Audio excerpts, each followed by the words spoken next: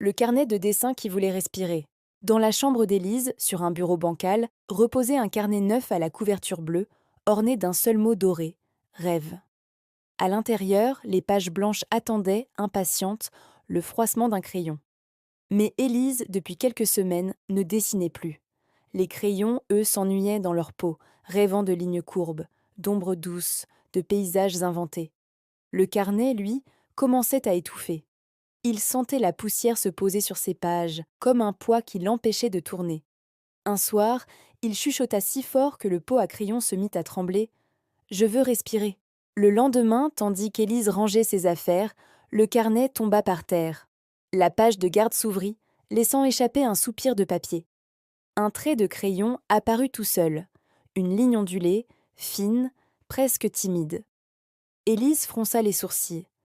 Elle n'avait pas dessiné. Le trait s'allongea, dessina une colline, puis un arbre, puis un nuage. Le carnet respirait enfin, doucement, comme un dormeur qui relève la tête. Élise, intriguée, saisit un crayon gris. Dès que la mine toucha le papier, la page se mit à vibrer, accueillante, demandeuse. Elle dessina une maison. Aussitôt, la maison prit vie sur la page. Porte qui grinçait, fenêtres qui clignaient, toit qui fumait. Le carnet sentit l'encre couler comme du sang neuf. Il tourna la page toute seule, réclamant plus. Élise dessina un chat. Le chat s'étira, miaula sans son, mais le carnet entendit parfaitement. Il tourna encore une page. Cette fois, Élise hésita.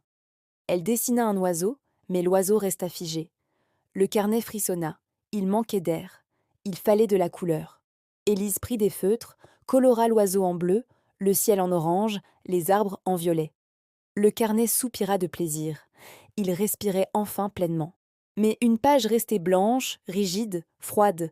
Le carnet chuchota « C'est la page de la peur. Elle attend le dessin le plus difficile. » Élise fronça les sourcils. Elle savait ce que c'était. Elle avait promis de dessiner son grand-père parti loin. Elle n'osait pas, de peur que le trait ne ressemble pas, de peur que la mémoire s'efface. Elle posa le crayon, respira, ferma les yeux. Elle dessina une main, grande, chaude, avec des doigts un peu tordus, une montre en cuir. La page frissonna, accueillit le trait, puis un second, puis un troisième. Le visage apparut, sourire en coin, lunettes rondes, cheveux en bataille. Le carnet pleura en silence. Une larme de papier tomba sur la joue dessinée. Soudain, le dessin s'anima. Le grand-père sourit, leva la main, fit signe.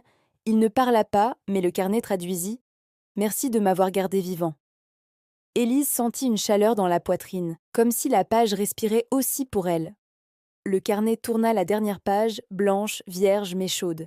Il murmura « Maintenant, c'est à toi de respirer. » Élise comprit. Elle devait continuer, non pour le carnet, mais pour elle. Elle dessina une porte ouverte, un chemin, un soleil qui se levait. Le carnet se referma doucement, satisfait. Depuis, Élise dessine chaque soir. Le carnet ne chuchote plus. Il respire tranquillement, pages ouvertes comme des fenêtres. Et parfois, quand elle tourne une page, elle voit le grand-père qui sourit, le chat qui s'étire, l'oiseau qui bat des ailes.